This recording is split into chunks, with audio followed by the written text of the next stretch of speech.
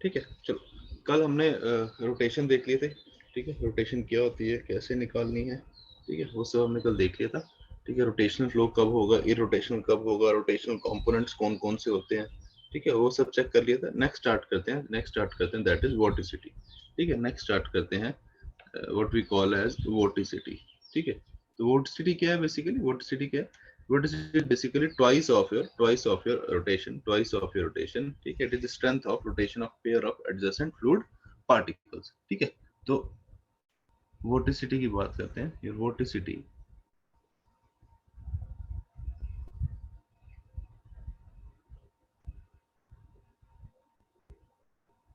Vorticity ठीक है, vorticity is it is the strength of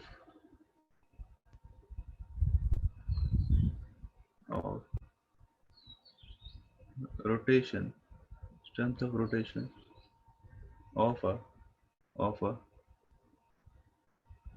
pair of adjacent fluid particles। और होता क्या वोर्टिसिटी बेसिकली, वोर्टिसिटी होता क्या है, vorticity is twice of rotation. Vorticity is twice of rotation. ठीक है, तो रोटेशन हमें पता है क्या होता है, rotation is that is vorticity is 2 into rotation है 1/2 del cross velocity vector, del cross velocity vector. तो ये 2 गया, तो रोटेशन किस वोर्टिसिटी किस बराबर आ गई, it is nothing but del cross velocity vector. तो बेसिकली अगर वोर्टिसिटी निकालनी है तो कोई भी कंपोनेंट आपका बस ये 1/2 खत्म हो जाएगा। मतलब ये 1/2 नहीं है, क्योंकि बेसिकली वोर्टिसिटी है क्या, 2 इंटू ये जो भी होगा, तो ये 2 कैंसिल आउट हो जाएगा।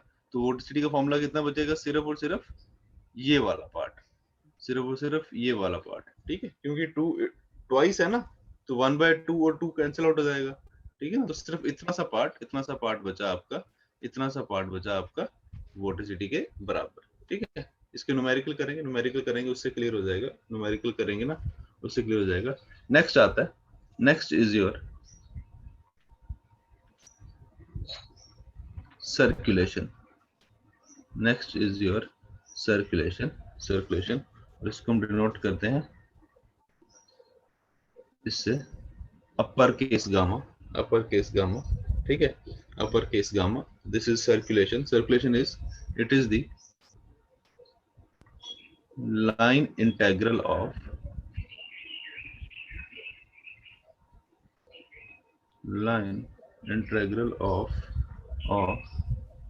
the velocity vector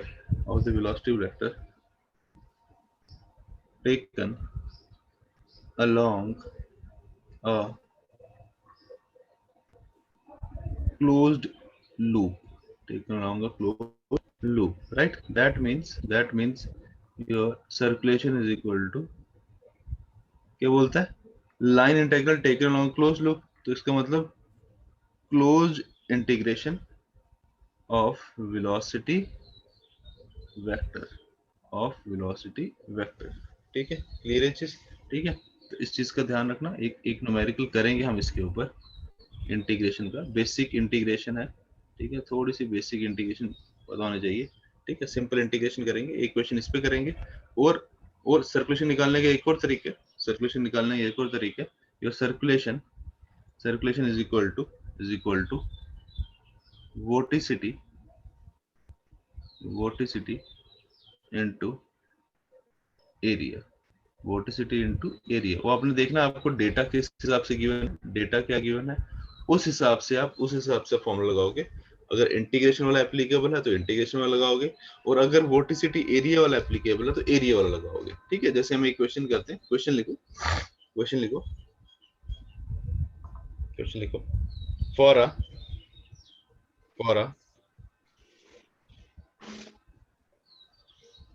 a circle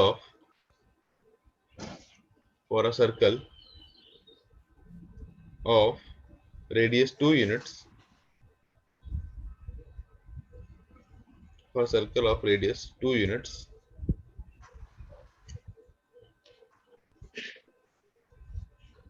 for circle for radius 2 units and velocity vector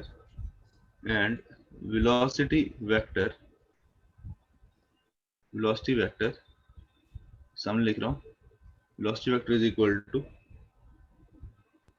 2x plus 3y I cap minus 2y j cap. Velocity vector 2x plus 3y I cap minus 2y j cap. Full stop. Calculate the circulation. Calculate the value of circulation. Calculate the value of circulation. Option लिख रहा हूँ सामने में. Option A 12 pi units. Option B minus 12 pi units. Option C 3 pi units, and option D minus 3 pi units. ठीक है, चलो करो जरा इस क्वेश्चन को. सर्कुलेशन निकालनी है. आपको वेलोसिटी कंपोनेंट दिया है और सर्कल का रेडियस दिया है. वेलोसिटी दी है और वेलोसिटी वेक्टर दिया है और सर्कल का रेडियस दिया है. ठीक है, करो जरा अब.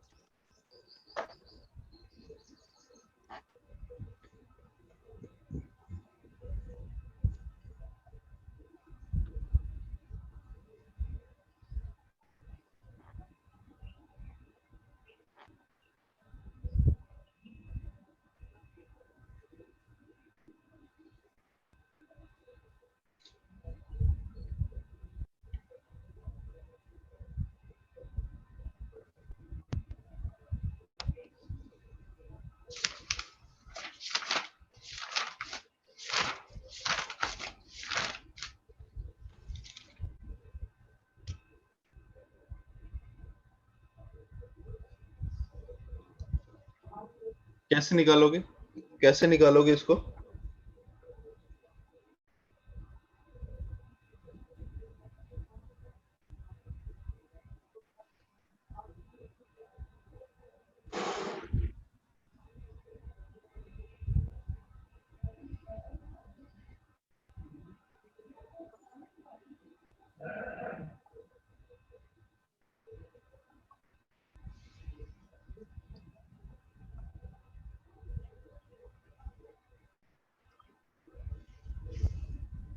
ठीक है, हमें वेलोसिटी कंपोनेंट दी है, that velocity the velocity vector, that means u component कितना आ गया? u कंपोनेंट कौन सा आ गया? i कैप वाला. u component is 2x plus 3y और v कंपोनेंट कितना आ गया वेलोसिटी का? j कैप वाला माइनस 2y. राइट. क्लियर है चीज. यहाँ से वोर्टिसिटी निकाल सकते हो. Vorticity is equal to twice of your rotation, which is equal to 2 into 1/2. u और v कंपोनेंट किसमें आते हैं? ओमेगा z में. u और v कंपोनेंट आते हैं ओमेगा z में, तो 1/2 del v by del x minus del u by del y.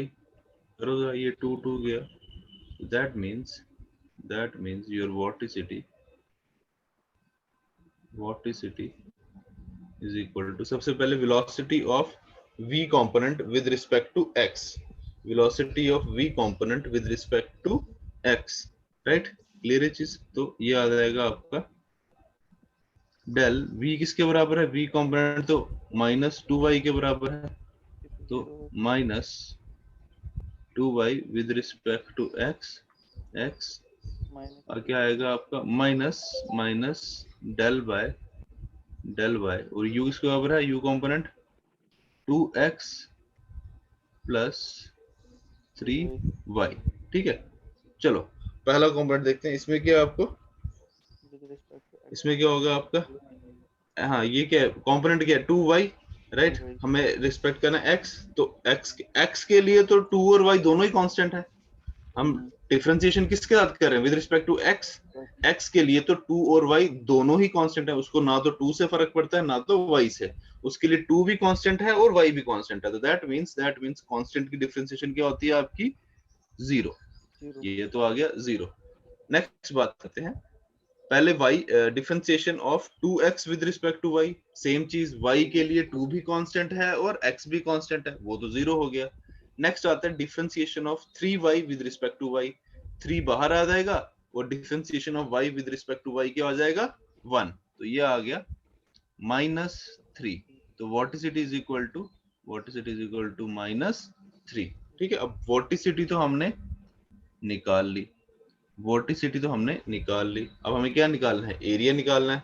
अब सर्कल का आपको रेडियस गिवन है, कितना गिवन है आपको, 2 यूनिट्स, सर्कल का रेडियस गिवन है 2 यूनिट्स, तो एरिया कितना आ जाएगा, area is equal to pi r square, pi r square, क्या है 2 यूनिट्स, तो ये आ गया पाई इंटू 2 का स्क्वायर, तो एरिया आ गया 4 पाई, एरिया आ गया 4 पाई, तो that means your circulation is equal to vorticity -3 into 4 पाई, ये आ गया -3 into 4, ये आ गया आपका 12 पाई।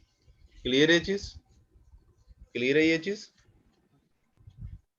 ठीक है। क्या किया हमने, वोर्टिसिटी निकाली, देख कंपोनेंट्स देखना हमने कौन कौन सी, यूजुअली आपको u और v कंपोनेंट ही गिवन होते हैं, मैं तभी आपको बोला था यूजुअली आप सिर्फ ये वाला फॉर्मूला याद रखो, ओमेगा z वाला, ये ओमेगा z वाला फॉर्मूला याद रखो, क्योंकि आपको वेलोसिटी जो होगी आपको हमेशा u और v कंपोनेंट में ही गिवन होगी, वेलोसिटी आपको हमेशा u और v कंपोनेंट में ही गिवन है, क्योंकि आपको जनरली जो एक्सप्रेशन होगा ये ऐसा ही होगा, इन terms of I cap and in terms of J cap, in terms of I cap and in terms of J cap। ठीक है, तो आपको कहीं भी अगर आपको सर्कुलेशन, वोर्टिसिटी या रोटेशन निकालनी होगी, वो ओमेगा जेड ही निकालनी होगी, ठीक है ना। तो अगर आपको ओमेगा जेड पता हो, यहाँ से आप वोर्टिसिटी निकल जाएगी, वोर्टिसिटी निकला, एरिया निकला, आपका आंसर आ गया, राइट। क्लियर है चीज सबको, ये चीज क्लियर है सबको, ठीक है। ये तो हो गया वोर्टिसिटी इनटू एरिया वाले फॉर्मूला से। नेक्स्ट देखते हैं हमारा लाइन इंटीग्रल वाला, अगर इंटीग्रेशन पे अगर हमें ये क्वेश्चन करना आ जाए, अगर इंटीग्रेशन पे कोई क्वेश्चन आ जाए, ठीक है। चलो नेक्स्ट क्वेश्चन लिखो, नेक्स्ट क्वेश्चन लिखो, लिखो फॉर अ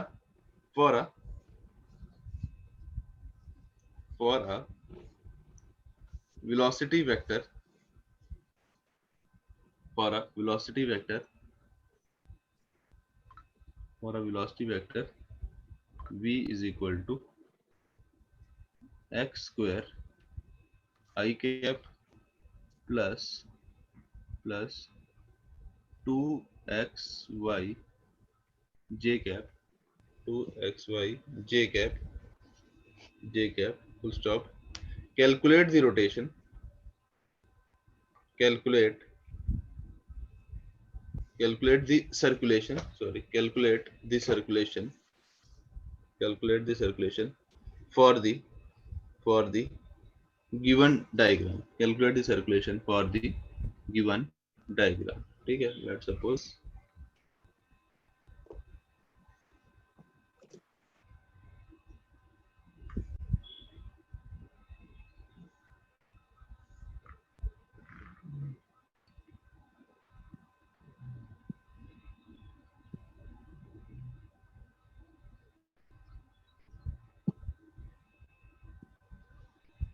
ठीक है, ये आ गए इसके कोऑर्डिनेट्स 1, 1, 2, 1, 2, 2, 1, 2। ठीक है, आपका जो फ्लूइड कंपोनेंट है वो कुछ इस तरीके से, ये एंटी क्लॉकवाइज रोटेट कर रहा है, एंटी क्लॉकवाइज रोटेट कर रहा है,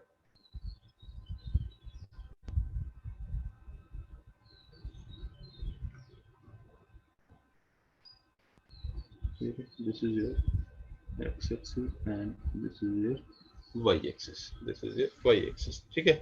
बोलता है calculates its circulation। ऑप्शन है option A 2 units, option B 3 units, option C 4 units, या ऑप्शन डी 5 यूनिट्स, या ऑप्शन डी 5 यूनिट्स, ठीक है। इस टाइप के क्वेश्चन वैसे बहुत रेयर है, इस टाइप का क्वेश्चन है, पर लेट्स सपोज अगर आ गया तो आपको पता होना चाहिए कैसे करना है, ठीक है। चलो अब थोड़ा खुद से ट्राई करो यार, कैसे करोगे।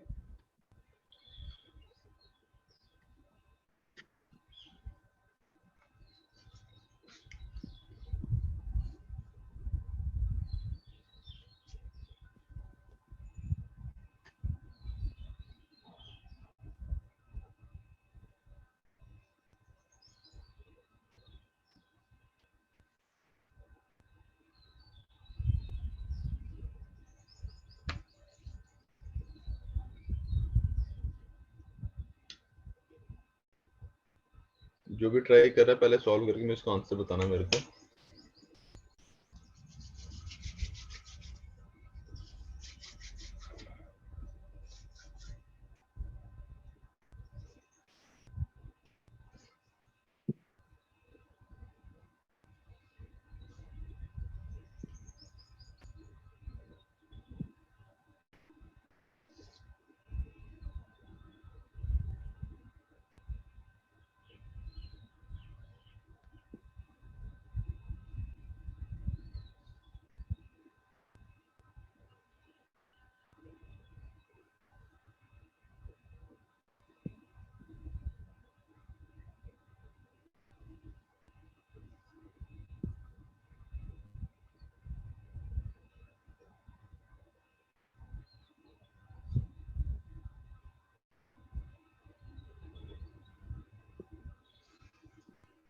किया सॉल्व किसी ने?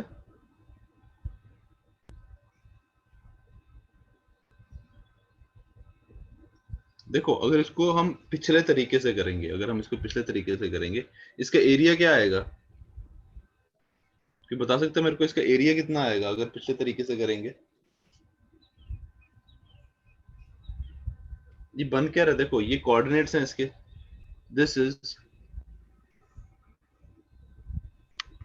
ये जो ये कोऑर्डिनेट है ये आ गया 1 1, मतलब x एक्सिस पे this is 1 and y axis पे दिस इज आल्सो 1, और ये आ गया आपका y एक्सिस पे तो 1 ही रहेगा, और x एक्सिस पे कितना आ जाएगा, x एक्सिस पे आ जाएगा ये 2, x एक्सिस पे 2, राइट, क्लियर है चीज। और ये y एक्सिस पे 1, और ये आ गया आपका y एक्सिस पे 2, y एक्सिस पे 2, तो दैट मींस ये क्या बना आपका, एक स्क्वायर बना of side 1 unit, side 1 unit, तो एरिया कितना आ जाएगा इसका, एरिया आ जाएगा ऑफ साइड 1, तो 1 का स्क्वायर, एरिया आ गया 1, एरिया आ गया 1, ठीक है। अगर इसकी मैं अब इसकी वोर्टिसिटी निकालूं, अगर मैं इसकी वोर्टिसिटी निकालूं वो किसके बराबर आएगी, vorticity is equal to same del v by del x minus del u by del y, यही आएगी, ठीक है। अब v कंपोनेंट क्या हमारा u कंपोनेंट है, u is x square and v is 2xy, right, clear है चीज। तो जब मैं v की डिफरेंशिएशन कर रहा हूँ with respect to x y, right, पहले देखो जब मैं v की डिफरेंशिएशन कर रहा हूँ विद रिस्पेक्ट टू x, जब मैं x के साथ करूंगा v की डिफरेंशिएशन, तो दैट मींस मेरा 2 भी कांस्टेंट है और y भी कांस्टेंट है, राइट, क्योंकि differentiation with respect to x हो रही है, तो x के लिए 2 भी कांस्टेंट है, एंड y भी कांस्टेंट है, दैट मींस 2y क्या हो जाएगा, बाहर आ जाएगा, 2y क्या आ जाएगा आपका डिफरेंशिएशन से बाहर आ जाएगा, तो दैट मींस मेरा differentiation of v with respect to x आ जाएगा, मेरा 2y, टू वाई, और जब मैं u की करूंगा with respect to y, u किसके बराबर है, x स्क्वायर है, तो y के लिए तो x कांस्टेंट है, तो x स्क्वायर की डिफरेंशिएशन क्या हो जाएगी, 0. So that means vorticity is equal to 2y. Vorticity is equal to 2y. So that means your circulation, that means your circulation is equal to vorticity into area. तो आ गया आपका 2y, वो आ गया आपका 2y, वो आ गया 2y. तो इसका मतलब 2y, तो इसका मतलब हमारा आंसर क्या आ रहा है, 2y आ रहा है. अब कोऑर्डिनेट्स तो मेरे पास y का 1 भी है और 2 भी है, y का कोऑर्डिनेट 1 भी है 2 भी है, सब्स्टिट्यूट क्या करूं, वो तो कोई गिवन नहीं है मेरे को. तो दैट मींस हम इस तरीके से इस क्वेश्चन को नहीं कर सकते, क्योंकि हमारा आंसर है वो इन टर्म्स ऑफ यूनिट्स में है, हमारा ये x और y के टर्म्स में नहीं है. तो इसका मतलब हम इस क्वेश्चन को इस तरीके से नहीं कर सकते. तो इसके लिए हमें क्या करना पड़ेगा, इसका क्लोज्ड लूप इंटीग्रेशन करनी पड़ेगी, इसकी क्लोज लूप इंटीग्रेशन करनी पड़ेगी. इसका मतलब क्या हमें ये कुछ इस तरीके से करना पड़ेगा, जैसे हमने पहले देखा आपका circulation is equal to close loop integration of velocity vector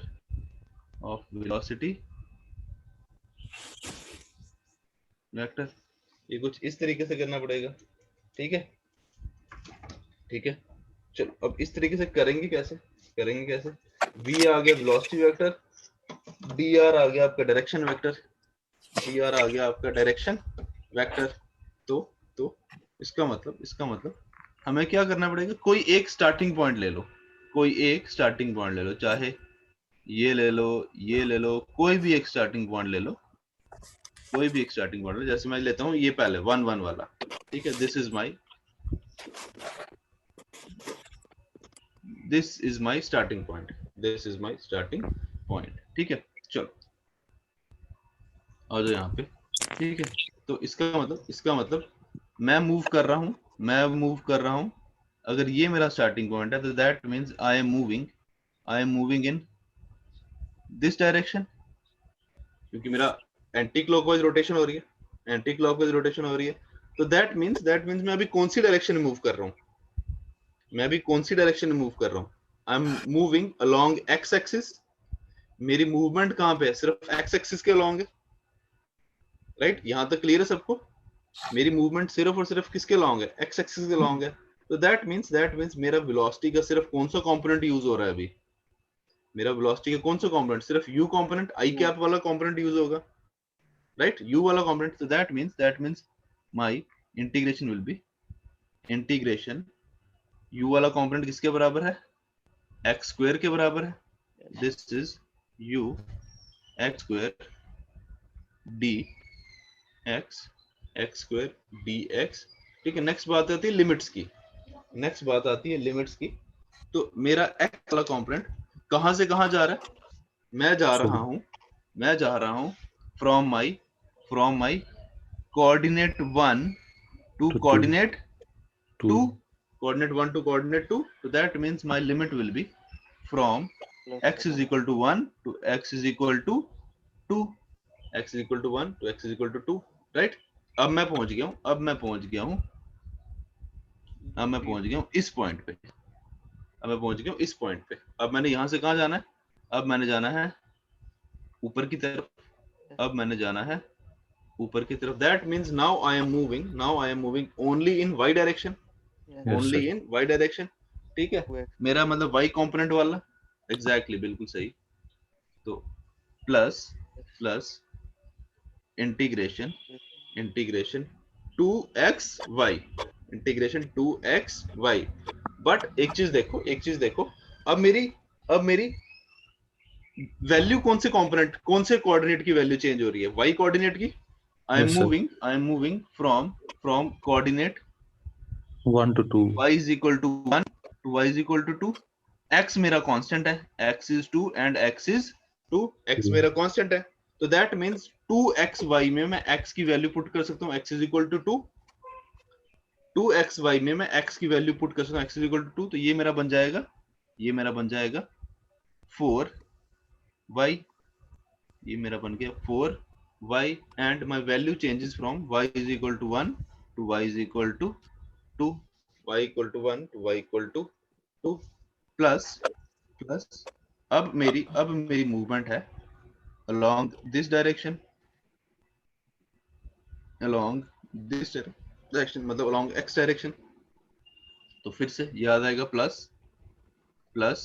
ठीक है, कोऑर्डिनेट मेरा u कंपोनेंट क्या है x स्क्वायर राइट और मेरा कोऑर्डिनेट क्या चेंज हो रहा है from x Two. Is equal to 2 to To 1. x is equal to 1, x equal to 2 to x equal to 1। so that means my limits are 2 to 1 plus last आ गया। अब मैं जा रहा हूँ यहाँ से नीचे की तरफ फ्रॉम वापस इनिशियल पॉइंट पे but in y direction. so that means my integration will be 2xy, लेकिन x की वैल्यू क्या है, कांस्टेंट है, x इज इक्वल टू 1। तो 2xy में मैं x की जगह 1 पुट कर सकता हूँ, तो ये आ जाएगा मेरा 2y and limits are from 2 to 1, y is equal to 2 to y equal to 1।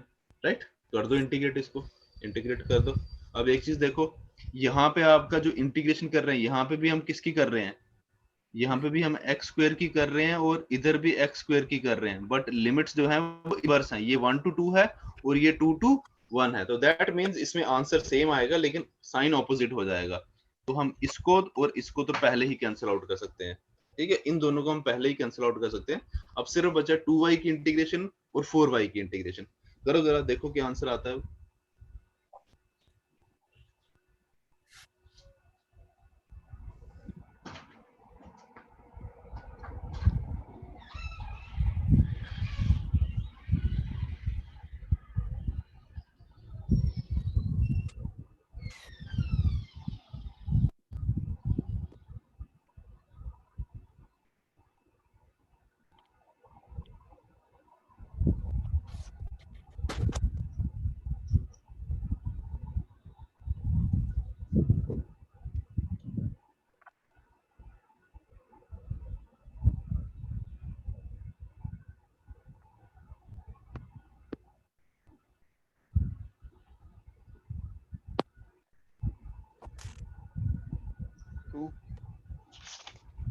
हाँ आएगा।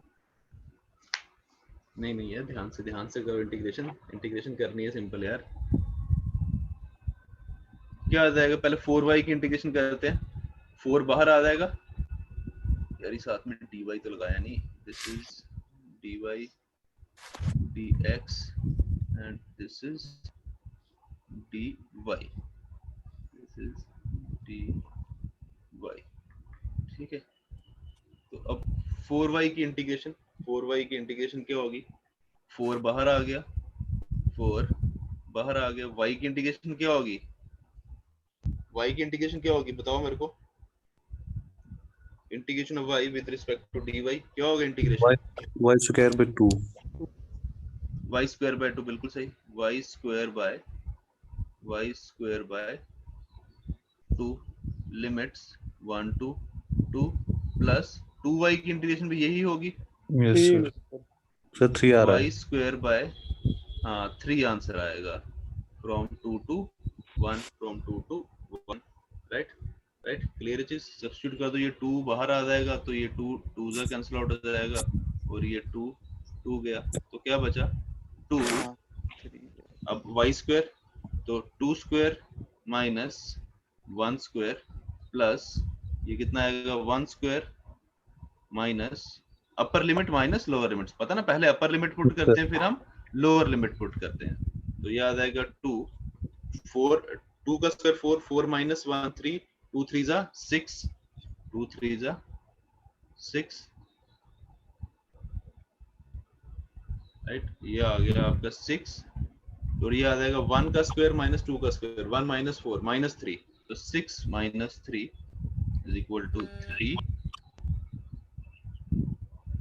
3 यूनिट्स, इक्वल टू 3 यूनिट्स आपका आंसर आ गया, 3 यूनिट्स आपका आंसर आ गया राइट। क्लियर है सबको ये, ठीक है। तो इस टाइप का क्वेश्चन वैसे काफी रेयर है, मुश्किल ही इस टाइप का क्वेश्चन आएगा, पर फिर भी पता होना चाहिए। था कुछ भी नहीं, था कुछ भी नहीं, ठीक है ना। सिंपल इंटीग्रेशन थी, इंटीग्रेशन थी, बस आपको लिमिट्स लेना आनी चाहिए थी कि हम लिमिट्स कैसे ले रहे हैं, ठीक है। तो सिंपल इंटीग्रेट किया, हमारा आंसर आ गया, ठीक है। क्लियर है सबको, यहाँ तक कोई डाउट? यहाँ तो कोई डाउट, पर ये है कि आपको पहले चेक करना पड़ेगा, चेक करना पड़ेगा कि कौन सा फॉर्मूला लगना है, ठीक है ना। तो पहले हमेशा वोर्टिसिटी इनटू एरिया वाला लगाओ, क्योंकि मैक्सिमम क्वेश्चन आपके इसी से निकलेंगे। और आपको इनके सर्कुलेशन का क्वेश्चन आता है, तो मैक्सिमम क्वेश्चन आपके इसी फंडे से निकलेंगे, इसी फंडे से निकलेंगे। इन केस कोई नहीं निकलता तो उसके लिए फिर आपको क्या करना पड़ेगा, ये इंटीग्रेशन वाला कंसेप्ट लगाना पड़ेगा, ठीक है। क्लियर है ये चीज सबको, ठीक है। चलो नेक्स्ट टॉपिक स्टार्ट करते हैं। that is your velocity potential function, velocity potential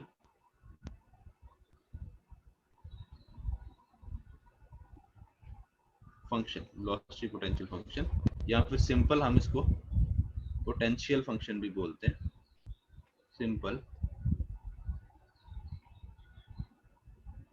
potential भी फंक्शन भी बोलते हैं। और it is denoted by five, it is denoted by five, ठीक है। It is denoted by five, ठीक है। इसकी डेफिनेशन ध्यान से समझना, इसकी डेफिनेशन ध्यान से समझना, क्योंकि ये जो फंक्शन है ये डेफिनेशन पे बेस्ड है, ठीक है। It is based on definition only. क्या कहता है this is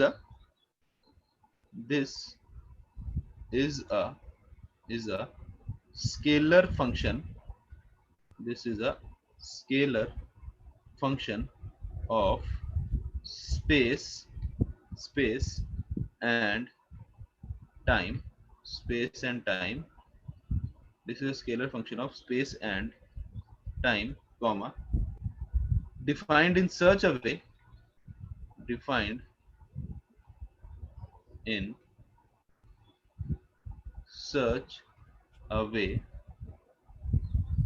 comma, such that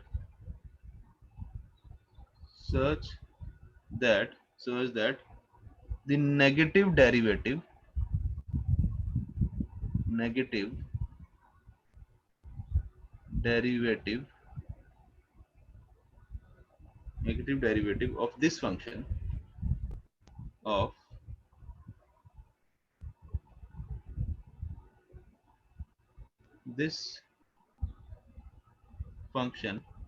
this function with respect to space, comma, directly gives velocity in that direction, directly gives velocity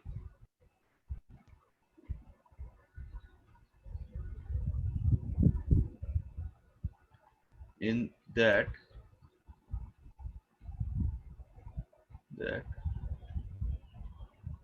direction, ठीक है, ठीक है। डेफिनेशन समझने क्या कह रहा है, it is a scalar function of space and time defined in such a way such that negative derivative of this function with respect to space directly gives velocity in that direction, that means अगर मुझे velocity का u, अब मेरी velocity क्या है, v is equal to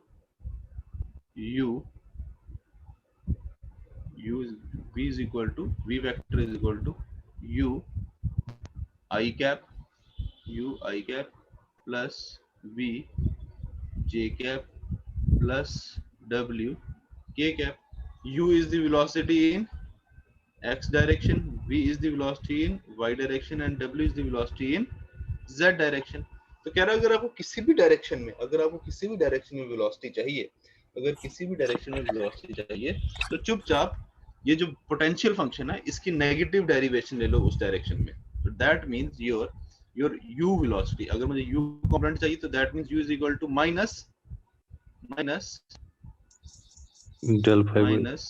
del phi by del x, del phi by del x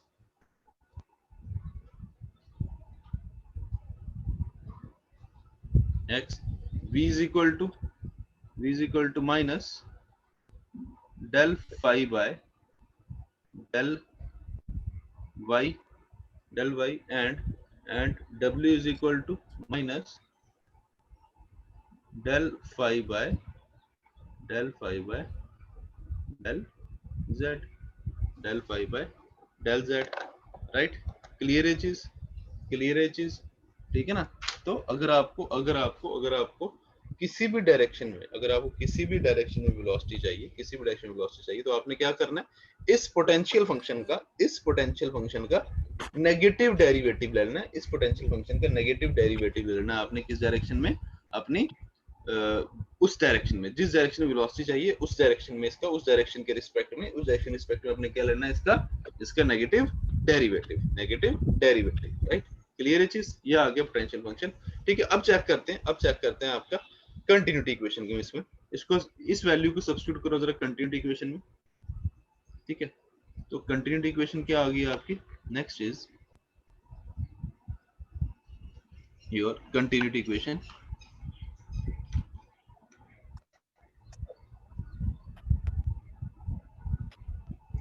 next is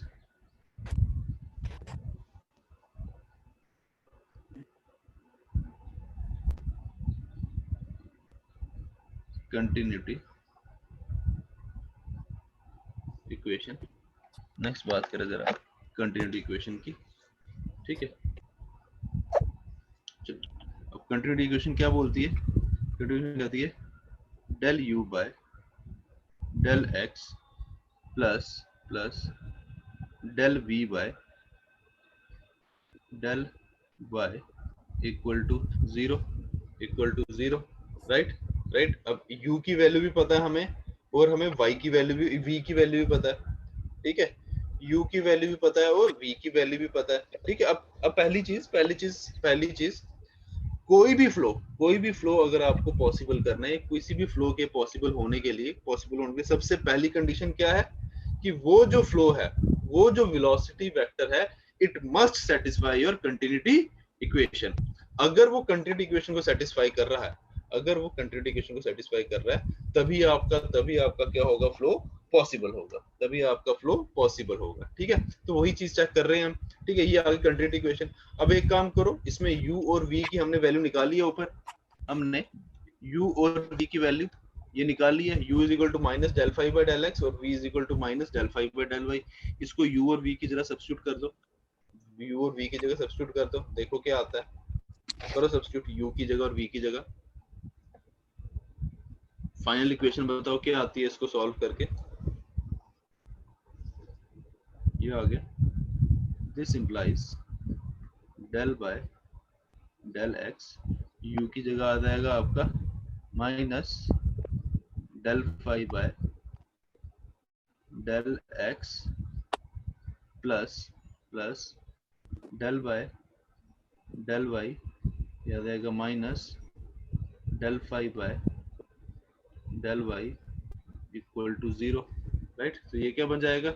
ये बन जाएगा double differentiation of phi upon del x square minus del square phi, double differentiation of phi with respect to y equal to zero.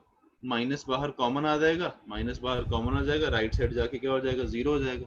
तो ये बन गया आपका del square phi upon del x square, double differentiation of phi with respect to x plus double differentiation of phi with respect to y equal to zero। और इस same equation को, इस equation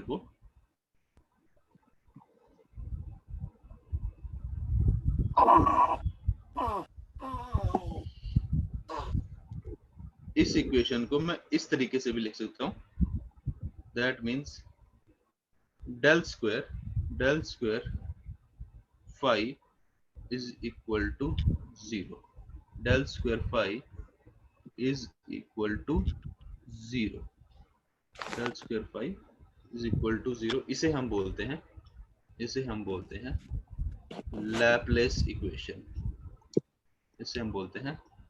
Laplace equation.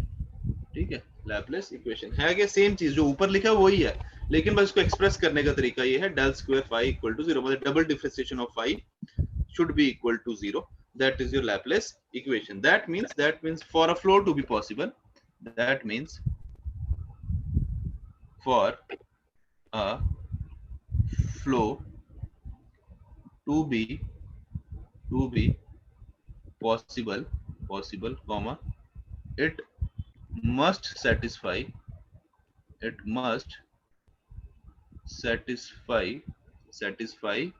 Laplace equation.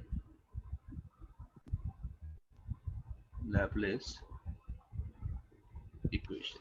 ठीक है, ठीक है, clear चीज, clear चीज, मतलब जो आपके फाई कंपोनेंट है, मतलब आपका जो पोटेंशियल फंक्शन है, आपका पोटेंशियल फंक्शन है वो आपका क्या लैपलेस इक्वेशन को सेटिस्फाई करना चाहिए। मतलब जब हम पोटेंशियल फंक्शन की डबल डिफरेंशिएशन करें, उसका जो सम है वो हमेशा क्या आना चाहिए, जीरो आना चाहिए। अगर तो वो जीरो आ रहा, that means your flow is possible, अगर वो जीरो नहीं आ रहा, that means your flow is not possible, ठीक है। चलो नेक्स्ट देखते हैं physical significance of potential function.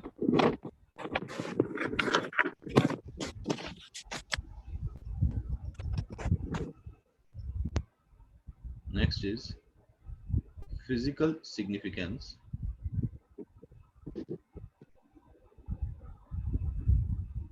of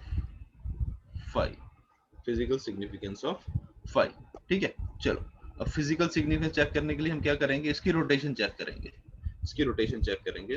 that means for two dimensional steady, जो हमने कंटिन्यूटी इक्वेशन में आपकी क्या ली थी, आपकी जो कंटिन्यूटी इक्वेशन में क्या ली थी, असम्पशन ली थी, for two dimensional steady and incompressible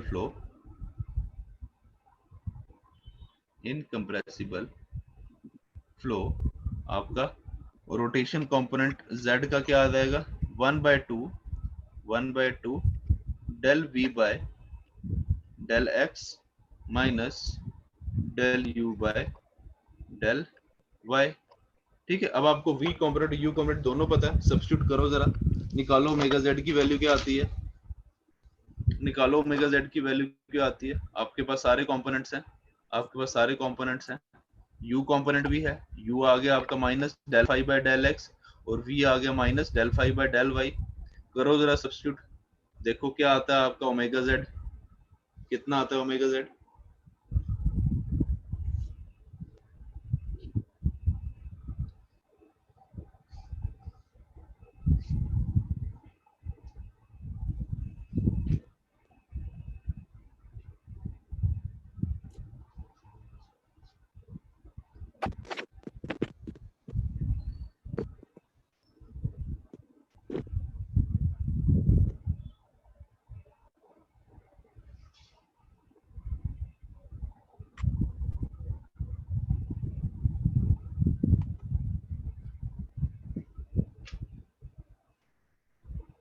कितना आया,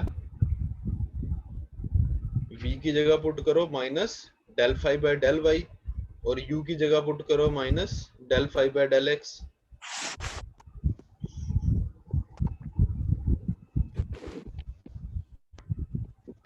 one by two del by del x, u की जगह आ गया minus del phi by del y minus del by del y, u की जगह आया minus del phi by del x, right. तो ये कितना आ गया, 1/2 ये आ गया माइनस del square phi हो जाता है अपॉन जीरो आएगा बिल्कुल, del x del y और ये माइनस माइनस प्लस, ये आ गया del square y upon del y by del x, right. तो ये minus del square phi upon del x del y plus del square phi upon del y by del x, तो that means ये minus और ये plus cancel out, तो ये आ जाएगा आपका zero. That means this implies your omega z is equal to 0, omega z is equal to 0। ऐसे आप चाहे ओमेगा x के लिए चेक कर लो, ओमेगा y के लिए चेक कर लो, वो भी क्या आएगा आपका 0 आएगा, वो भी आपका 0 आएगा। तो that means omega z is equal to 0 which is also equal to omega x and which is also equal to omega y। आप तीनों के लिए चेक कर लो, आपका ये 0 ही आएगा। तो that means for potential function आपका ओमेगा x भी 0 है, ओमेगा y भी 0 है और ओमेगा z भी है। तो that means फ्लो कैसा है अब, जब आपके तीनों कंपोनेंट 0 हैं, जब आपके तीनों कंपोनेंट 0 हैं, तो that means your rotation is equal to 0, that means your rotation is equal to 0। तो इसका मतलब फ्लो कैसा है, अगर आपकी रोटेशन 0 है तो फ्लो कैसा हुआ आपका, steady and incompressible, linear, steady irrotation, steady incompressible है, इररोटेशनल फ्लो। ठीक है ना, कल पढ़ा था हमने कि जब ओमेगा आपका 0 हो,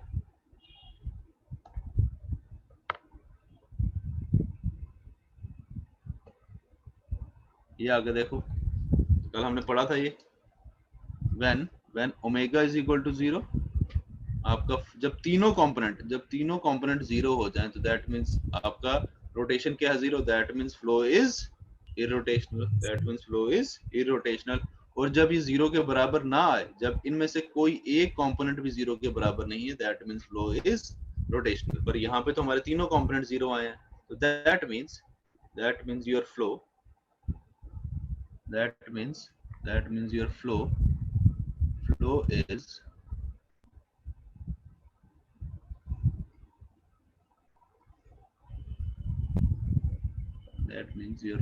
is irrotational, that means your flow is irrotational। बहुत इंपॉर्टेंट रिलेशन है ये, बहुत इंपॉर्टेंट कंसेप्ट है ये। इसका मतलब क्या हुआ, इसका मतलब कि जब भी हम आपका फाई फंक्शन यूज कर रहे हैं, आपका फ्लो क्या आ रहा है, इरोटेशन आ रहा है। तो इसका मतलब आपकी जो फिजिकल सिग्निफिकेंस फाई की क्या हुई, that phi potential function exists only in irrotational flows, only in irrotational flows, right। इस पॉइंट का खास ध्यान रखना, that your phi function that your phi exists only in irrotational flows, ठीक है ना। हमने चेक कर लिया आपने phi की वैल्यू डाल के रोटेशन की वैल्यू क्या आई, 0 आई। हमने ओमेगा z के लिए चेक किया, आप ओमेगा x के लिए भी चेक कर लेना, ओमेगा y के लिए भी चेक कर लेना, देखना वो भी 0 आएगा। ठीक है ना, जब तीनों कंपोनेंट 0 हैं, तो that means your total rotation equal to 0, और जब रोटेशन 0 है, that means your flow is irrotational, ठीक है। चलो नेक्स्ट आता है, नेक्स्ट हमें पोटेंशियल फंक्शन से एक कांसेप्ट मिलता है हमें, उसे हम बोलते हैं इक्विपोटेंशियल लाइंस। ये शायद आपने सॉइल में भी पढ़ा होगा, जब फ्लो नेट वगैरह पढ़ा होगा आपने, stream lines and equipotential lines. ठीक है, तो ये आया आपका, next is equipotential lines. Equipotential lines मतलब इक्विपोटेंशियल लाइंस कौन सी होगी, वो लाइंस जो सेम पोटेंशियल फंक्शन वाले लाइंस को, पॉइंट्स को ज्वाइन कर रही है। ठीक है, इक्विपोटेंशियल लाइंस कौन सी होगी, वो लाइन जो सेम पोटेंशियल फंक्शन वाले पॉइंट्स को ज्वाइन करे। That means your phi is equal to constant, मतलब किसी भी पर्टिकुलर पोटेंशियल लाइन के लिए आपका फाई कांस्टेंट है। ठीक है ना, इक्विपोटेंशियल लाइंस क्या होगी, lines joining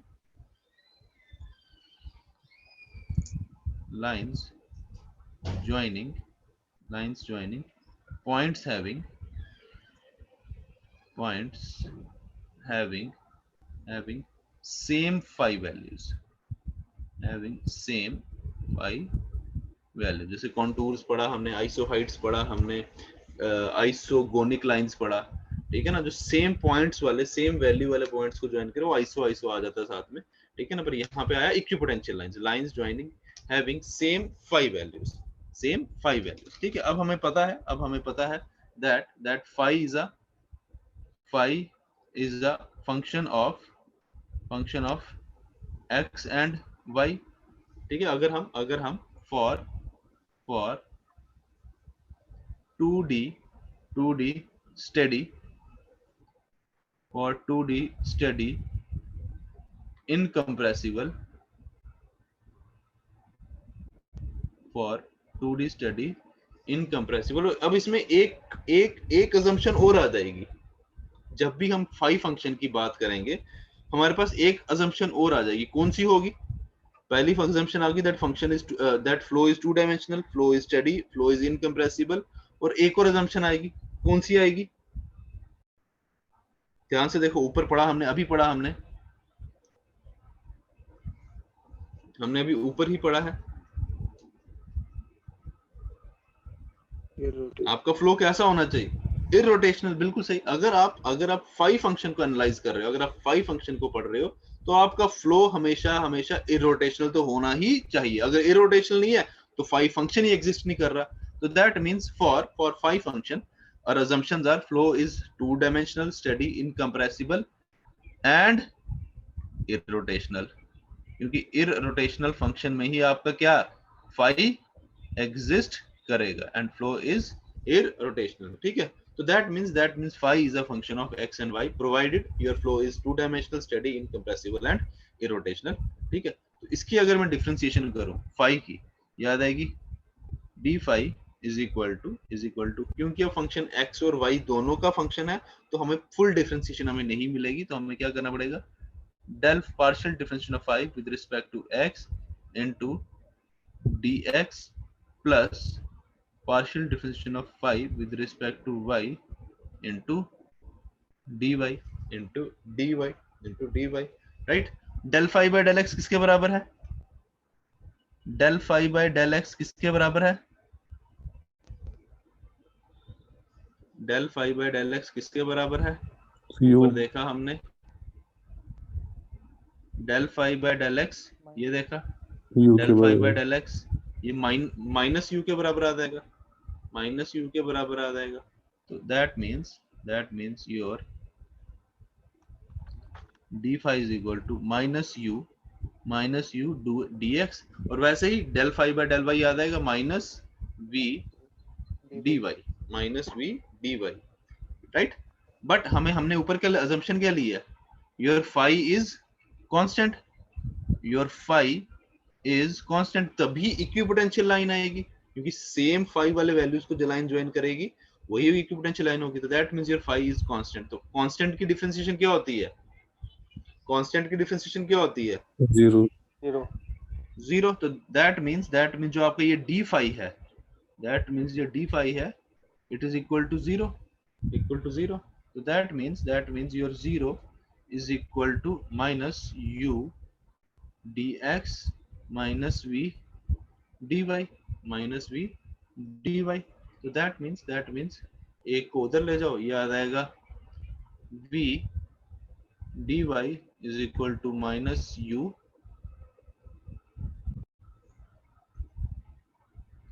equal to minus u dx, और मैं इसको ऐसे ले देता हूँ dy by dx is equal to minus u by v, minus u by v, right. ये क्या आ गया? dy by dx क्या आ गया? what is dy by dx?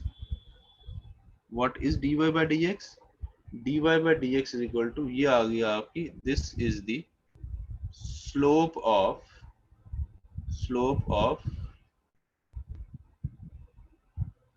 equipotential, this is the slope of equipotential line, this is the slope of equipotential line। समझ गए? dy by dx is equal to minus u by v, या फिर इसको हम क्या बोलते हैं? this is the equation of equipotential line, slope of equipotential line in differential form,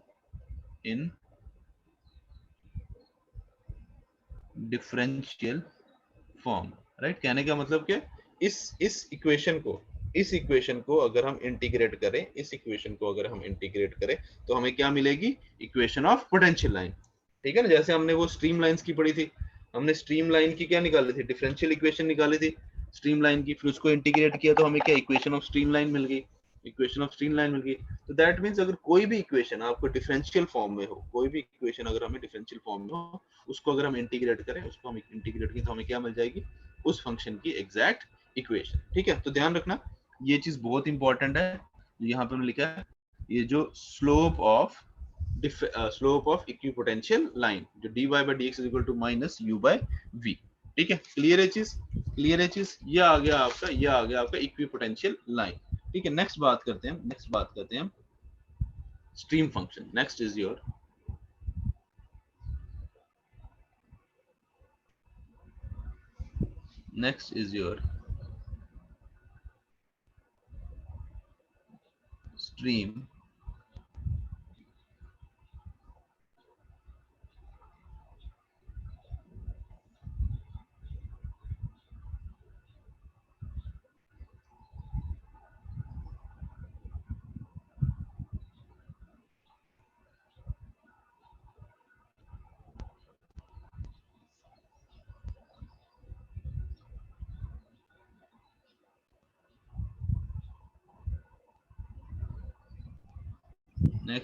stream function।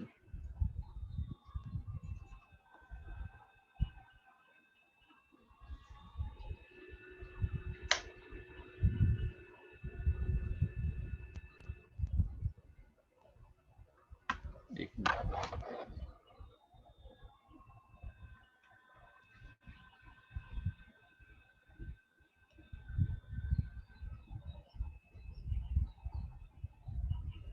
Next is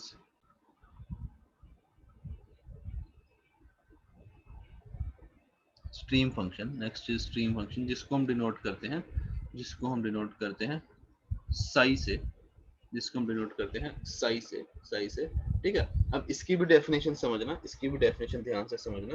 ठीक है, क्या कहता है? What is stream function? कहता है same stream function is a scalar function, it is a scalar function of space and time defined in such a way, ठीक है, कह रहा है it is a scalar function of space and time defined in such a way such that continuity equation is satisfied automatically। ठीक है ना, मतलब इस फंक्शन की हमने ऐसी वैल्यू लेनी है, कि आपकी जो कंटिन्यूटी इक्वेशन है वो सेटिस्फाई हो जानी चाहिए। मतलब फ्लो आपका हर केस में पॉसिबल होना चाहिए। ठीक है ना, फ्लो आपका हर केस में पॉसिबल होना चाहिए। दैट मीन जो लैपलेस इक्वेशन है, जो आपकी लैपलेस इक्वेशन है, वो सेटिस्फाई होनी चाहिए। हर केस में लैपलेस इक्वेशन सेटिस्फाई होनी चाहिए। ठीक है ना, तो क्या कहता है? What is stream function? It is a scalar function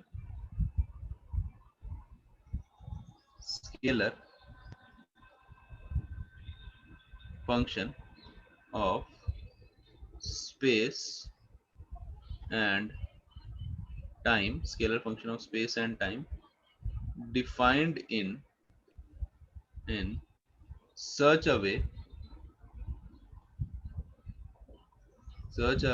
that continuity equation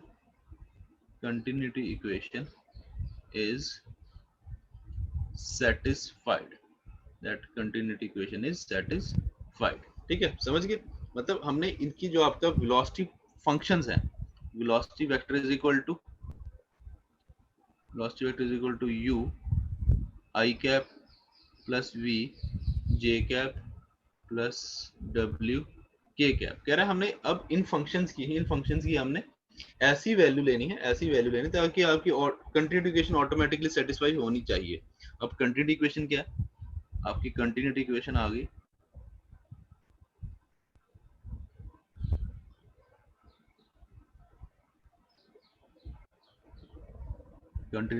क्या आ गई? del u by del x plus del v by del y equal to 0। अब हमने u और v की ऐसी वैल्यू चूज करनी है, ताकि इनका सम किसके बराबर आ जाए? 0 के बराबर। तो that means that means u को हम लेंगे, u आ गया आपका del psi by del y और v आ गया आपका del psi by del x। और अगर जीरो आना है प्लस प्लस करके तो जीरो आएगा नहीं, ये क्या del u by del x plus del v by del y, तो अगर प्लस करेंगे तो जीरो आएगा नहीं, तो इनमें से कोई एक नेगेटिव होना चाहिए ताकि आपका सम क्या जीरो है। तो चाहे आप u के साथ नेगेटिव साइन लगा लो, चाहे आप v के साथ नेगेटिव साइन लगा लो, किसी के साथ भी नेगेटिव साइन लगा लो, किसी एक के साथ भी नेगेटिव साइन लगा लो, आपका स्केलर, आपका स्ट्रीम फंक्शन क्या आ जाएगा, सेटिस्फाई कर जाएगा कंटिन्यूटी इक्वेशन को। तो ध्यान रखना, चाहे u के साथ माइनस लगाओ चाहे v के साथ माइनस लगाओ, एक ही बात है, आंसर में कोई फर्क नहीं आएगा। ठीक है, चलो जैसे मैंने यहाँ v के साथ आपका नेगेटिव साइन लगा लिया, v के साथ नेगेटिव साइन लगा लिए। आ जाओ कंटिन्यूटी इक्वेशन पे। कंटिन्यूटी इक्वेशन क्या है आपकी, del u by del x plus del v by del y, वो किसके बराबर आ जाएगा, del by del x, u की जगह आ गया डेल साई बाय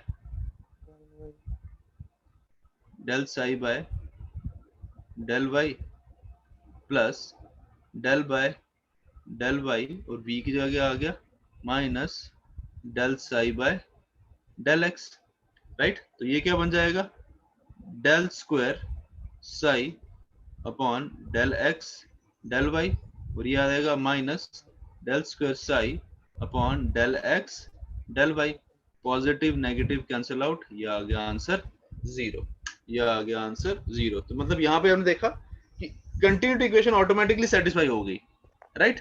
वहां पे डिपेंड कर रहा था, जब हमने पोटेंशियल फंक्शन निकाला तो यहाँ पे हमें लैपलेस इक्वेशन मिली कि अगर ये जीरो आए, यहाँ पे देखो जब हमने फाई की वैल्यू सब्स्टिट्यूट करी तो हमारा जीरो नहीं आया, मतलब पाई की वैल्यू क्या है, अकॉर्डिंगली उस हिसाब से जीरो आ भी सकता है और नहीं भी आ सकता है। लेकिन यहाँ पे आपका स्ट्रीम फंक्शन में आपको क्या मिल गया, जीरो मिल गया। तो that means your continuity equation is automatically satisfied. ठीक है ना।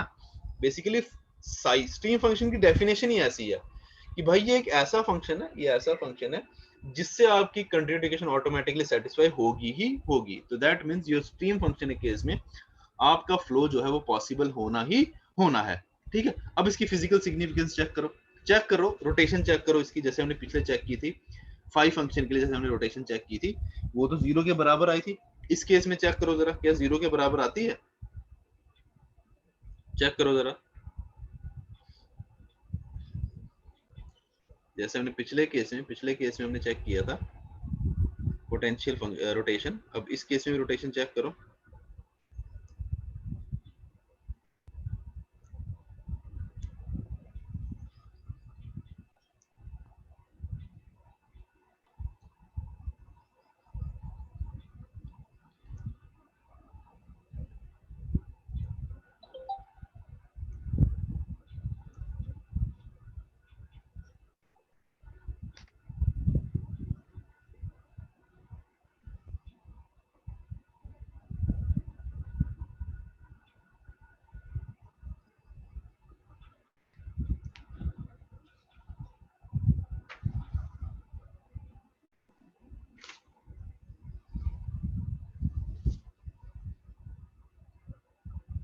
ठीक है, रोटेशन किसके बराबर होगी,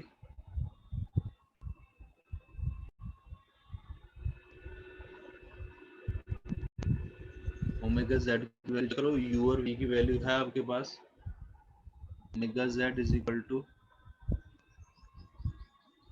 1/2 del v by del x minus del u by del y। Sir इसमें नहीं आ रहा है जीरो के u बराबर। और v की वैल्यू इसमें नहीं आ रहा जीरो के बराबर, राइट। इसमें जीरो के बराबर Yes, sir. नहीं आएगा। इसमें कुछ आपकी ऐसी इक्वेशन बनेगी, जब हम सब्स्टिट्यूट करेंगे ये बनेगी आपकी 1/2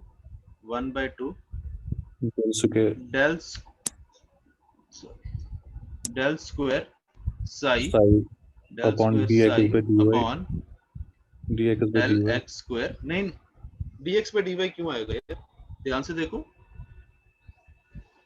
yes sir, yes sir, yes sir. क्या क्या होगा 1 हाँ, 1/2 right, del by del x, upon del by del x, हाँ ये आ इनटू. जाएगा del square x square plus yes sir, sir. Plus del square psi upon del y square, square. ये ऐसा आ जाएगा, ऐसा आ जाएगा. इस इक्वेशन को हम बोलते हैं Poisson's equation. This equation is called, जैसे पीछे फाई के साथ हमारी लैपलेस इक्वेशन थी, ये आ गई Poisson's equation. This is poisons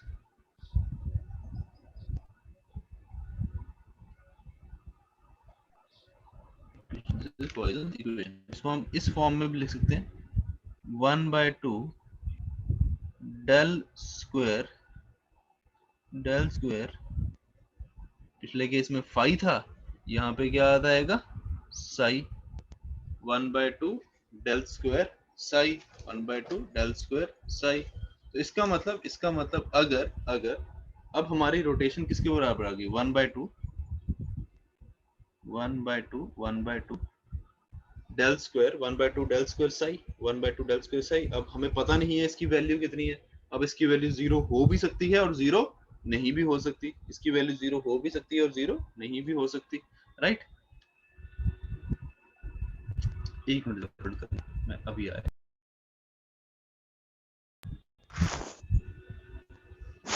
ठीक है, तो ये आ गया हमारे पास पॉइजन्स इक्वेशन. दैट मींस हमारी रोटेशन की वैल्यू आ गई आपकी 1/2 del square Sai.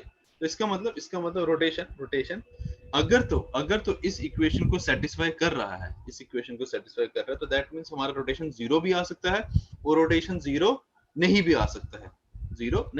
That means if psi satisfies del square psi, तो इसका मतलब क्या होगा, this implies omega z can be equal to 0. अगर ये सेटिस्फाई कर रहा है तो इसका मतलब ओमेगा z क्या आ जाएगा, 0 आ जाएगा. इन जनरल ओमेगा z क्या, ओमेगा x ओमेगा y सारा ही 0 आ जाएगा. और we can say that rotation is equal to 0. This implies your flow is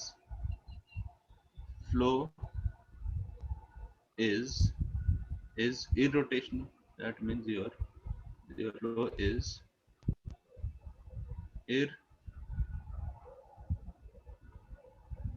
rotational. Flow is irrotational. हाँ बोलो. सर जो ऊपर हमने पॉइजन्स इक्वेशन नहीं निकाली, हाँ तो सर जब उसमें हम सब्स्टिट्यूट करते हैं ना ऊपर v वाली function v is equal to minus d5 हाँ dx, वो माइनस है तो सर. u आप तो u पॉजिटिव हो जाएगा. आप, मैं कह रहा हूँ कोई, आप मेरी बात सुनो ना. मैंने क्या बोला था आपको, मैंने कहा था आप कोई भी पॉजिटिव कोई भी नेगेटिव ले सकते हो, आपकी मर्जी है. वो चाहे आप, हमने सर v नेगेटिव लिया ना तो -1/2 आ जाएगा सर. तो ये इक्वेशन बन जाएगी आपकी इक्वेशन, ये ऐसे बन जाएगी. यहाँ पे अब आपका जस्ट क्या होगा, आपका इधर ये यहाँ पे माइनस आ जाएगा, राइट. ऐसे आ जाएगा. क्लियर चीज. तो उससे कोई फर्क नहीं पड़ेगा आपकी इक्वेशन को, जो 0 आना होगा वो 0 ही आएगा. ठीक है ना. तो अगर आप वैसे लेते हो तो -1/2 डेल स्क्वायर साई हो जाएगा आपका. यहाँ पे बाहर माइनस आ जाएगा, यहाँ बाहर माइनस आ जाएगा. बाकी टोटल वैल्यू की जो मैग्नीट्यूड होगा उस पर फर्क नहीं पड़ेगा, सिर्फ पॉजिटिव नेगेटिव का फर्क आ जाएगा. ठीक है ना. तो वो आपकी मर्जी है. देखो मैंने आपको बोला था उसमें आपकी मर्जी है, चाहे आप u को नेगेटिव लो चाहे v को नेगेटिव लो, आपको कोई फर्क नहीं पड़ेगा उससे. ठीक है ना. वो हमारी उसके ऊपर है कि हमने किस तरीके से लेना, हमें आंसर किस हिसाब से चाहिए. ठीक है ना. इसकी बेसिकली डेफिनेशन ही ऐसी है कि साई फंक्शन ऐसा फंक्शन है जिससे आपकी कंटिन्यूटी इक्वेशन ऑटोमेटिकली सेटिस्फाई होता है. ठीक है ना. जैसे मैं अगर इधर आता हूँ, ऊपर आता हूँ, अगर हम कंटिन्यूटी इक्वेशन की बात करें, अब लेट सपोज मैं u को लेता हूँ minus del psi by del y, और बी को ले लेता हूं positive del psi by del x, del x, right clear. मैं इसको ले लेता हूं आपका positive del phi by del x. इधर मैंने इसको नेगेटिव लिया था ना, अब इस केस में मैं u को नेगेटिव ले लेता हूं। अब करो जरा कंटिन्यूटी इक्वेशन में सेट इसको सब्स्टिट्यूट, फिर भी डेल जीरो u आएगा। बाय, फिर भी जीरो आएगा, फिर भी जीरो आएगा, राइट। u आ गया आपका minus del square psi del x del y, और ये आएगा plus del square psi del y by del x. ये माइनस ये प्लस कैंसिल आउट, फिर आपका जीरो आया, इक्वेशन तो फिर भी सेटिस्फाई हो गई, राइट क्लियर है चीज। तो इसकी इक्वेशन इसकी डेफिनेशन ये ऐसे कि फाई साई ऐसा फंक्शन है जिससे आपकी कंटिन्यूटी इक्वेशन सेटिस्फाई होनी चाहिए, बस इतनी सी इसकी रिक्वायरमेंट है। तो वो चाहे अब u को नेगेटिव लो चाहे v को नेगेटिव लो, कंटिन्यूटी इक्वेशन तो सेटिस्फाई होनी ही होनी है, राइट क्लियर है चीज। दोनों से हमने करके देख लिया। तो रोटेशन में भी आप चाहे v को नेगेटिव लो चाहे u को नेगेटिव लो, आपकी मर्जी है। फर्क कितना होगा, एक में बाहर नेगेटिव आ जाएगा और दूसरे में बाहर नेगेटिव नहीं आएगा, दूसरे में बाहर नेगेटिव नहीं आएगा, बस इतना ही फर्क आएगा इसमें, ठीक है। क्लियर है चीज, क्लियर है चीज सबको, ठीक है। चलो क्या कहता है, if psi satisfy if sorry psi satisfy del square psi, आपका क्या आ गया, फ्लो इरोटेशनल आ गया। और अगर if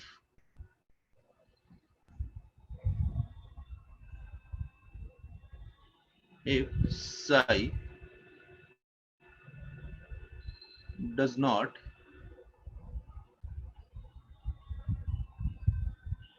satisfy del square of phi equal to 0, does not satisfy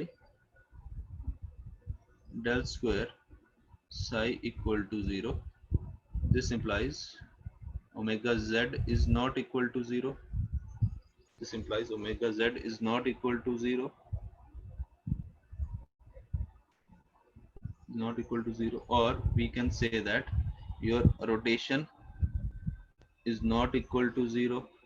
अगर रोटेशन 0 के बराबर नहीं है तो that means flow is rotational. That means the flow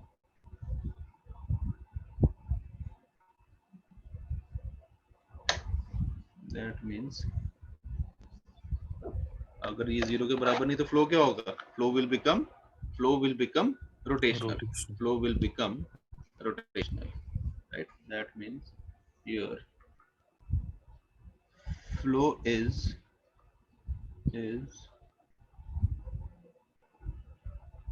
rotational. Flow is rotational. इसका मतलब जो साई फंक्शन है, जो आपका साई फंक्शन है, it can exist in both rotational and irrotational flows. ठीक है, ध्यान रखना, वेरी इंपॉर्टेंट पॉइंट। क्योंकि जो आपका जो आपका फाई फंक्शन था that only existed in irrotational flows. Yes, जो sir. आपका फाई फंक्शन था that only existed in irrotational, but if stream function exists both in rotational and irrotational flows, ठीक है। चलो नेक्स्ट हमें यहां से कंसेप्ट मिलता है आपका equistream function lines. Next is equistream function lines.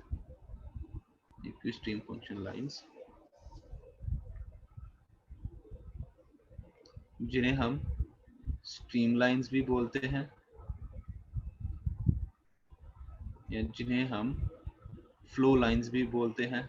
आपने फ्लो नेट में पढ़ा होगा, सॉइल में पढ़ा होगा, जो फ्लो नेट बनता था इक्विपोटेंशियल पोटेंशियल लाइंस और फ्लो लाइंस या स्ट्रीम लाइंस के बीच में, ठीक है ना।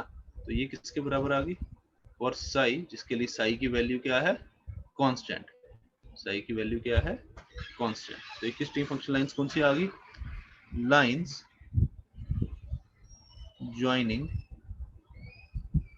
joining points, line joining points having same psi values, ठीक है। चलो ठीक है, नेक्स्ट है अब same psi values, that means your psi it is a function of, जैसे हमने phi फंक्शन में किया था, psi is a function of x and y for two dimensional steady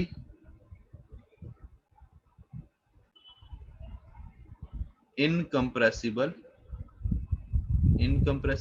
phi function के केस में एक एडिशनल अजम्पशन आई थी, phi function के केस में एक एडिशनल अजम्पशन आई थी, कौन सी थी, two dimensional study incompressible irrotational, क्योंकि वो एग्जिस्ट ही सिर्फ इररोटेशनल में करता है, but this psi function, this stream function, it exist both in rotational and irrotational flow. इसका मतलब हमें इसमें कोई एक्स्ट्रा अजम्पशन लेने की जरूरत नहीं है, ठीक है, क्योंकि ये इररोटेशनल रोटेशनल दोनों में एग्जिस्ट करता है, ठीक है ना।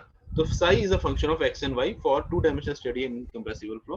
So that means differentiation of psi is equal to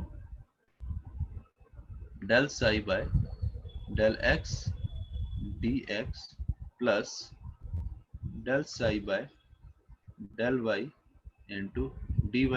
del psi by del x किसके बराबर है, del psi by del x किसके बराबर है, v के बराबर, v के बराबर आपकी मर्जी है, पॉजिटिव लेना है पॉजिटिव लो, नेगेटिव लेना है negative low. That means del psi is equal to v dx, अगर v को पॉजिटिव लिया है तो u को नेगेटिव लेना पड़ेगा। del phi by del y क्या, del psi by del y क्या आ गया, माइनस u dy, ठीक है। now your psi is constant, equistream line के लिए psi क्या है, कांस्टेंट है, तो that means differentiation of constant will be equal to 0, so u is equal to v dx minus u dy, so this implies negative वाली term को उधर ले जाओ, पॉजिटिव हो जाएगी, u dy is equal to v dx, और इसको मैं लेता हूँ dy by dx is equal to v by u, right. ये क्या बन गई, this is the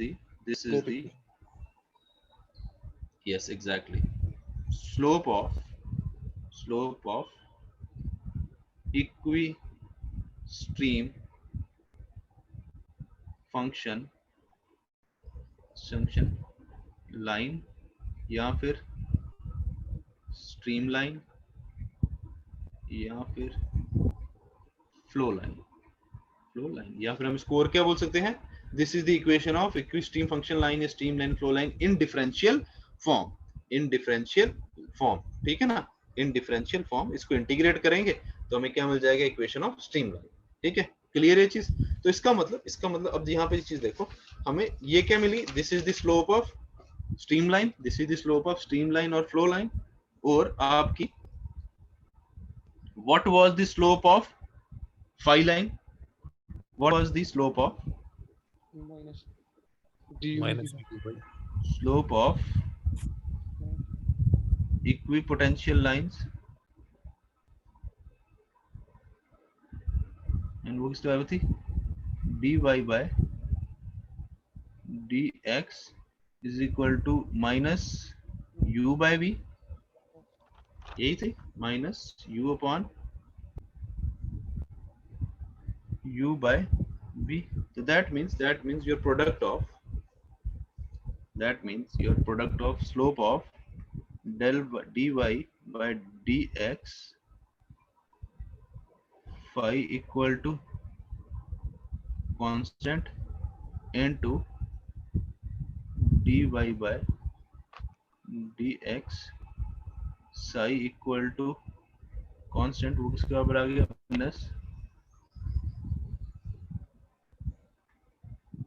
minus u by v into इसकी क्या आई है साई इक्वल टू कांस्टेंट की v बाय u तो u by v is equal to v by u। ये कैंसिल आउट v गया u और u गया, ये किसके आ गई -1 राइट। तो इसका मतलब since the product of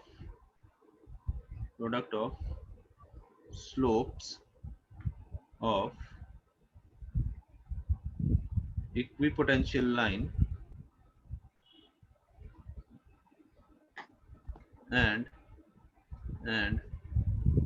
streamline is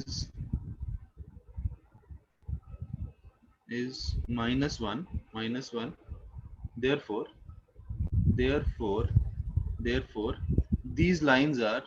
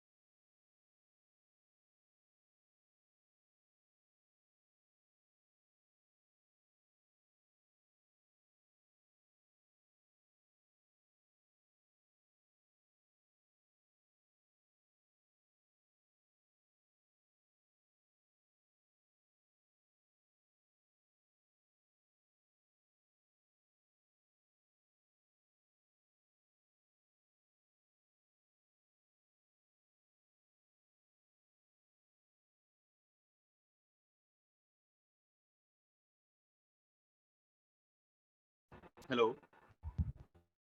sir आ रही है आवाज? आवाज आ रही है सर, स्क्रीन शेयर नहीं हो रहा sir. Hello hello sir, screen share नहीं है।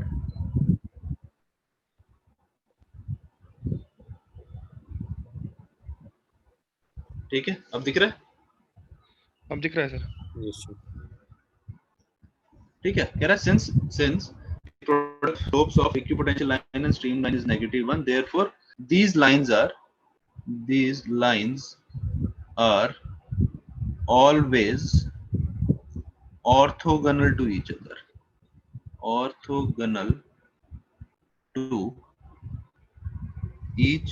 other but only in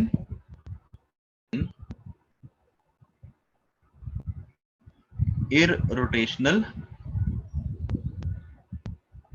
ये बहुत इंपॉर्टेंट है, इन irrotational flows, क्योंकि जो फाई फंक्शन है वो तो सिर्फ और सिर्फ irrotational में ही एग्जिस्ट करेगा, वो सिर्फ और सिर्फ क्या करेगा irrotational flow में ही एग्जिस्ट करेगा, राइट। कह रहा since the product of slopes of equipotential line slope of equipotential line stream is given therefore these lines are always orthogonal to each other in irrotational flows। वो आपने flow net में पढ़ा होगा, ये lines हमेशा क्या करती है 90 डिग्री पे इंटरसेक्ट करती है, 90 डिग्री पे इंटरसेक्ट करती है, ठीक है ना।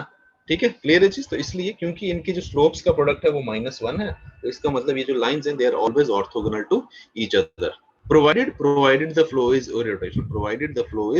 irrotational। क्यों? क्योंकि आपका जो फाई फंक्शन है it will only exist in irrotational flows, इसका मतलब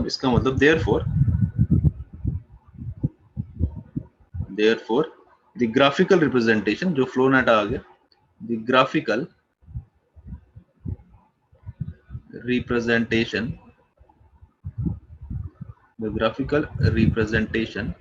of these lines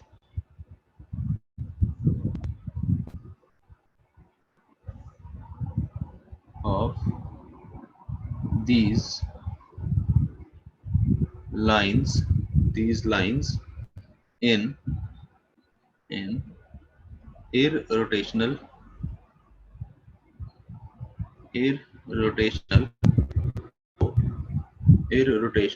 flow is called as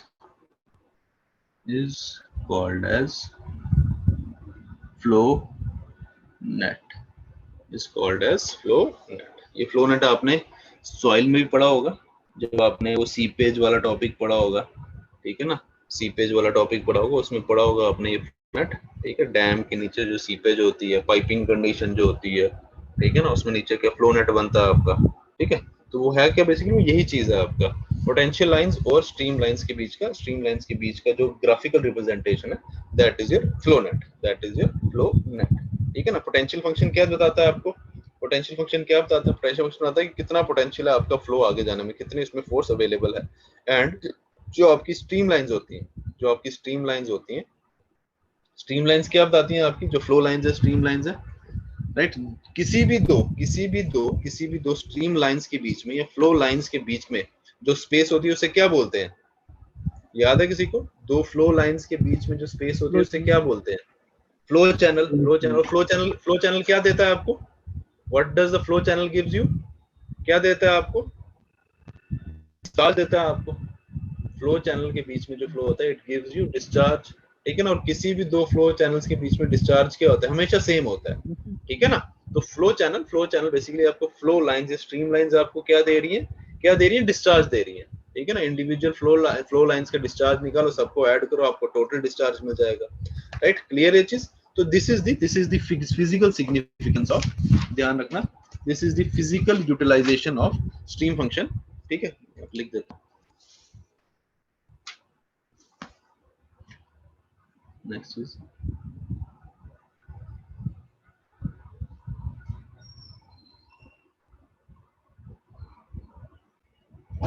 physical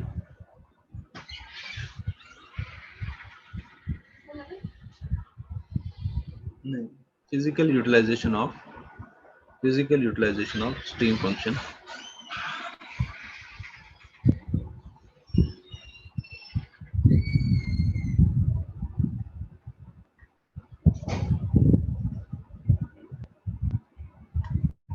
stream function का फिजिकल यूटिलाइजेशन क्या आ गया कि it is used for calculation of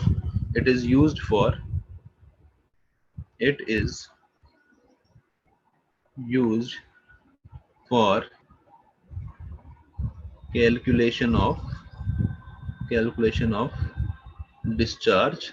It is used for calculation of discharge in both rotational and irrotational flows, irrotational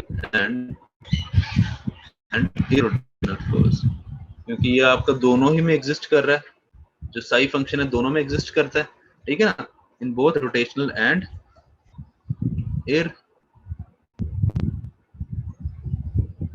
irrotational flows, ठीक है ना। क्योंकि आपको फ्लोनेट अगर याद हो, स्ट्रीम लाइंस का, दो स्ट्रीम लाइंस के बीच का जो, या दो फ्लो लाइंस के बीच की जो स्पेस है उसे हम क्या बोलते हैं, फ्लो चैनल। और फ्लो चैनल हमें क्या देता है, what does a flow channel give? It gives us discharge, हमें क्या देता है, डिस्चार्ज। और किसी भी दो फ्लो चैनल्स के हमेशा डिस्चार्ज क्या होता है, सेम होता है, ठीक है। तो ये आ गया आपका physical utilization of stream function, इसके न्यूमेरिकल्स हैं, वो करेंगे बाद में, ठीक है। तो नेक्स्ट आ गया आपका लास्ट टॉपिक है आपका, this is flow nets in various, nets हैं, तो स्टैंडर्ड फ्लो नेट्स हैं, वो आपको पता होने चाहिए, ठीक है। नेक्स्ट आता है, next is flow nets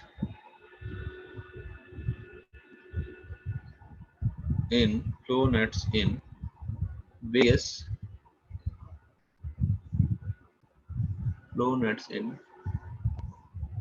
various irrotational flows,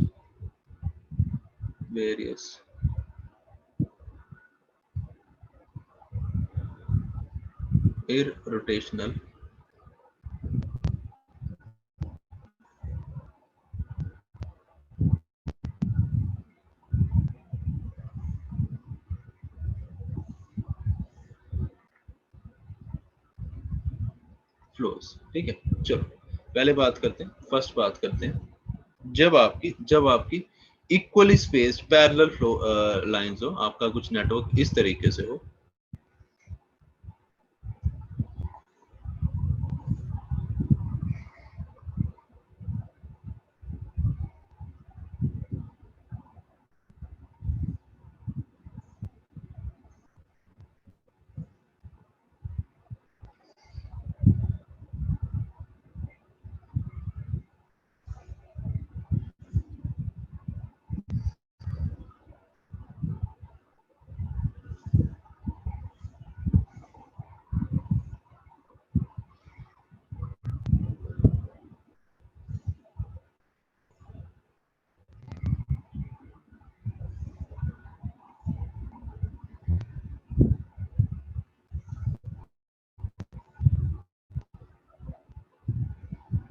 ठीक है। तो let's suppose this is psi 1, psi 2, psi 3, psi 4, and this is phi 1, phi 2, phi 3 and phi 4।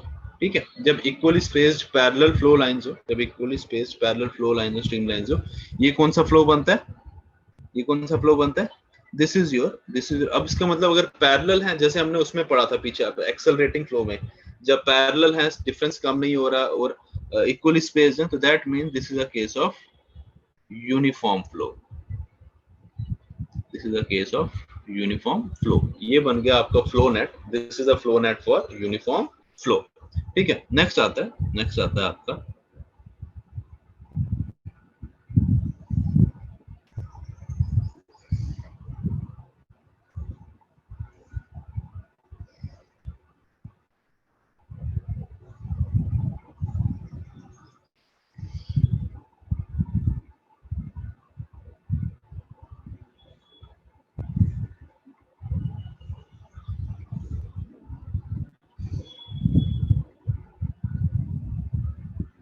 Converging flow lines. Next आता है आपका कन्वर्जिंग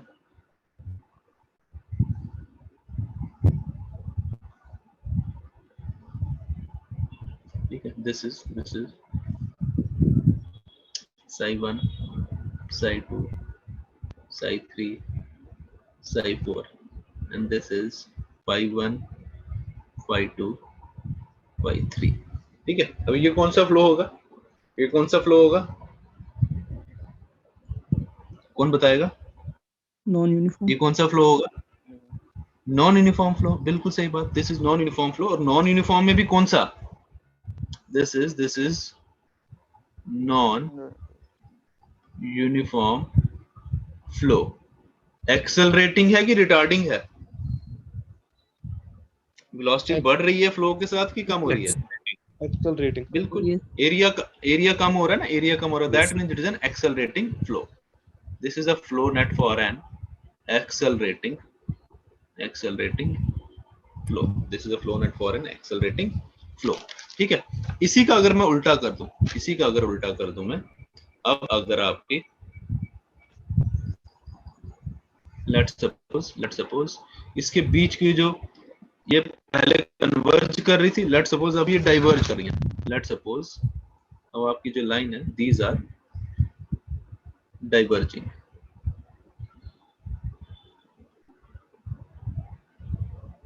एक पॉइंट से sorry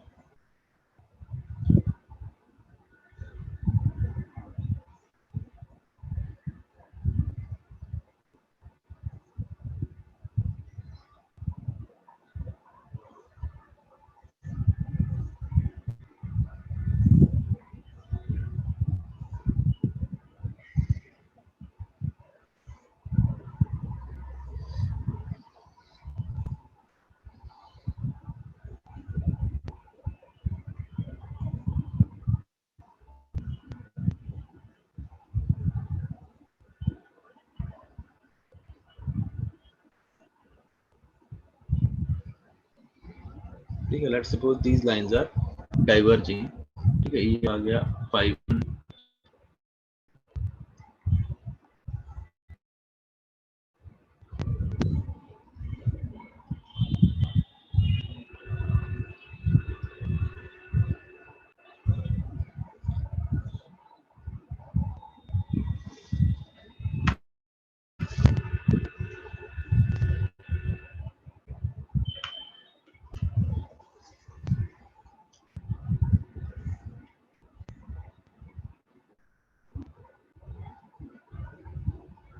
phi 2, this is phi 3, and this is phi 4, and this is psi 1, psi 2, and this is psi 3. ठीक है, अभी वाला कौन सा केस होगा जब आपकी लाइंस डाइवर्ज कर रही हैं? ये कौन सा होगा?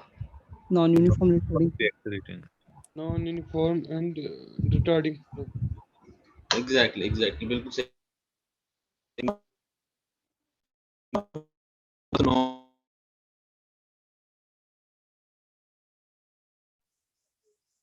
केस ऑफ सर आवाज कट रही है. retarding. Hello, are you was? Hello. This will become the case of retarding flow. ठीक है, चलो next आता है. Last is your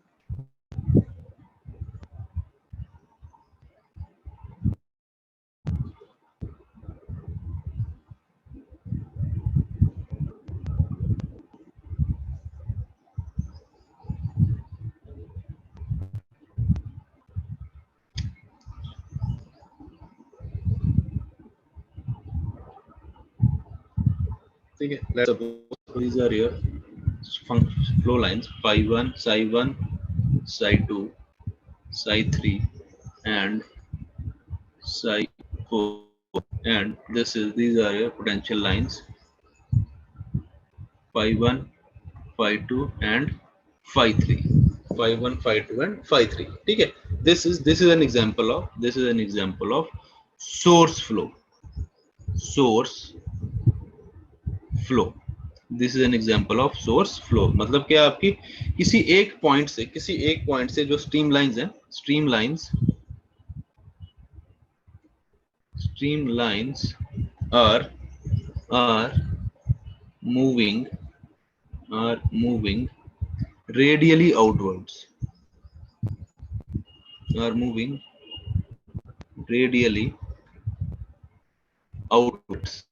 मतलब किसी एक पॉइंट से आपका फ्लो जो है वो बाहर की तरफ जा रहा है, राइट? इसकी एग्जांपल बता सकते हैं कोई? सोर्स फ्लो की एग्जांपल स्प्रिंग सर. क्या एग्जांपल क्या होगी सोर्स फ्लो की? स्प्रिंग. हाँ, स्प्रिंग. बिल्कुल सही. जो स्प्रिंग्स होते हैं आपके चश्मे वगैरह जो होते हैं ना, बाउली वगैरह, जहां से आपका फ्लो निकलता है जमीन से, it is a flow. It is an example of source flow. And last is जो मेरा लास्ट एग्जांपल है, that is sink flow. जैसे किचन की सिंक में होता है, पानी हर साइड से एक ही पॉइंट पे जाके कन्वर्ज होता है. तो इसी को उल्टा कर देंगे. बस ये एरोज हमारे रिवर्स हो जाएंगे. ये आगे एरोज अब अंदर की तरफ आ जाए. ये क्या बन गया? This is an example of sink flow. जब आपका फ्लो सारा का सारा फ्लो एक ही पॉइंट पे कन्वर्ज हो. ठीक है ना? इसमें क्या था, जो stream lines they were moving radially outwards, इसमें क्या आ जाएंगे? Radially inwards. ठीक है? जब सारी की सारी आपकी फ्लो लाइंस एक ही पॉइंट पे आके कन्वर्ज हो उसे हम बोलते हैं सिंक फ्लो, उसे हम बोलते हैं सिंक फ्लो। ठीक है, चलो लास्ट आपका आया Cauchy Riemann equations. Next is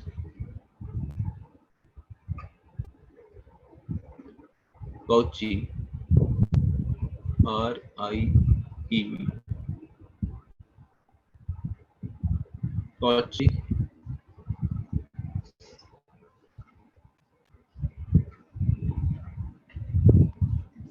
Riemann equations. ठीक है, कॉची रायमन इक्वेशन क्या है? बेसिकली कुछ नहीं है। अब आपकी u और v का क्या रिलेशन है?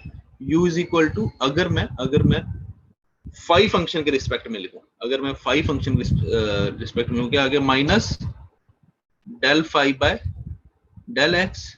अगर मैं फाई फंक्शन के रिस्पेक्ट में लिखूं तो u is equal to minus del phi by del x. और अगर मैं स्ट्रीम फंक्शन के रिस्पेक्ट में लिखूं, वो क्या आ जाएगा आपका? Minus del psi by del y, minus del psi by del y, u is equal to minus del phi by del x in terms of your potential function, and u is equal to minus del psi by del y in terms of a stream function। ठीक है, तो ये minus minus cancel out, तो ये क्या बना? this implies del phi by del x is equal to del psi by del y। एक equation ये बन गई आपकी कॉची रायमन इक्वेशन, ये बन गई। और दूसरी v किसके बराबर है? v is equal to minus del psi by del y, और in terms of stream function लिखना हो del phi by del x. This implies और इसमें माइनस माइनस तो कैंसिल आउट होगा नहीं, ये आ गया minus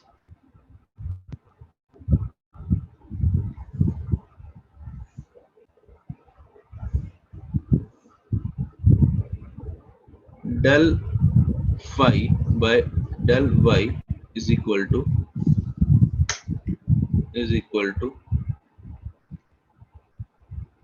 del psi by del x, these two equations are your Cauchy-Riemann equations, right? These two equations are your Cauchy-Riemann equations। ठीक है, क्लियर है सबको? These two equations are your Cauchy-Riemann equations। ठीक है, बेसिकली u और v को अलग अलग तरीके से एक्सप्रेस कर रहा है। एक को फाई फंक्शन में किया, एक को किया है साई फंक्शन में। ठीक है, वहां से हमने u की वैल्यूज को इक्वेट कर दिया, और वो जो दो इक्वेशन मिली, वो इक्वेशन हम बोलते हैं Cauchy-Riemann equation। ध्यान रखना these equations are only applicable in irrotational flows। These equations are only applicable in irrotational flows। ये बताते हैं why are they only applicable in irrotational flows?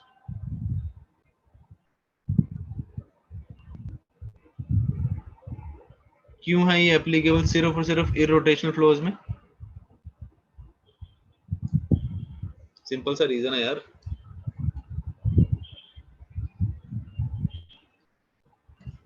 क्योंकि इसमें हम फाइल लेते हैं। हाँ, क्योंकि आपका जो फाई फंक्शन है, क्योंकि हमारा जो फाई फंक्शन है that is only applicable in your irrotational flow. क्योंकि हम यहाँ पे फाई यूज कर रहे हैं, तो दैट मींस ये फ्लो कंडीशन है, ये सिर्फ और सिर्फ कौन सी किसकी है? सिर्फ और सिर्फ इरोटेशनल फ्लोज की है। तो that means your Cauchy-Riemann equation are only applicable in irrotational flows. Right, clear आपको यहाँ तक? ठीक है, तो ये आपका फ्लूइड काइनेमेटिक्स आपका चैप्टर 1 खत्म हो गया। ठीक है, तो न्यूमेरिक पार्ट है